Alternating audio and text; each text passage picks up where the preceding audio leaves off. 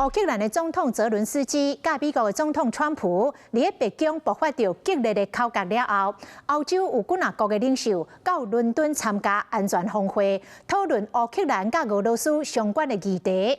泽伦斯基讲，无论进前发生啥物代志，伊也是愿意甲美国来签署着扩散协议。 伫当地时间2号，欧洲真侪国的头人和欧盟北约高层顶顶出席伫咧伦敦举办的乌克兰和欧洲安全峰会。伫咧乌克兰总统泽连斯基和美国总统川普伫咧北京大声细声意见不同，来表达对乌克兰的支持。Nobody wanted to see what happened last Friday, but I do not accept that the US is an unreliable ally.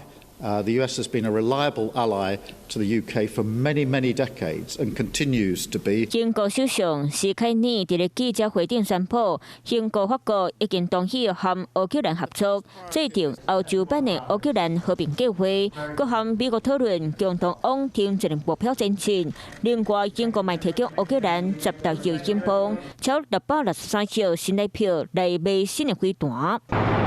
峰会结束，泽连斯基这一星期前往三军汉堡和英国国王查理斯三世闭会，令人感要一点钟。泽连斯基嘛感谢英王给支持。З нашого боку ми готові підписувати.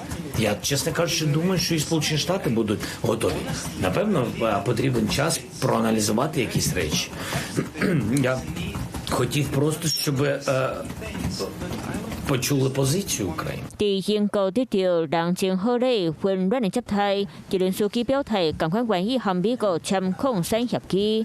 不過，美國國安顧問瓦尼處接受 CNN 訪問時講，若要達成協議，澤連斯基就可能愛落台。We need a leader that can deal with us, eventually deal with the Russians, and end this war.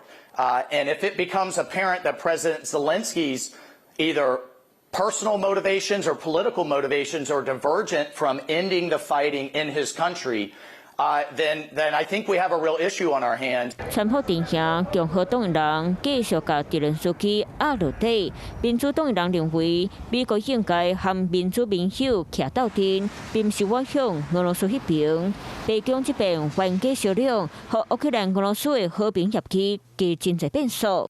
你好，我是宋彦明。想掌握最及时的新闻资讯吗？赶紧订阅、按赞、开启小铃铛，锁定华视新闻 YouTube 频道。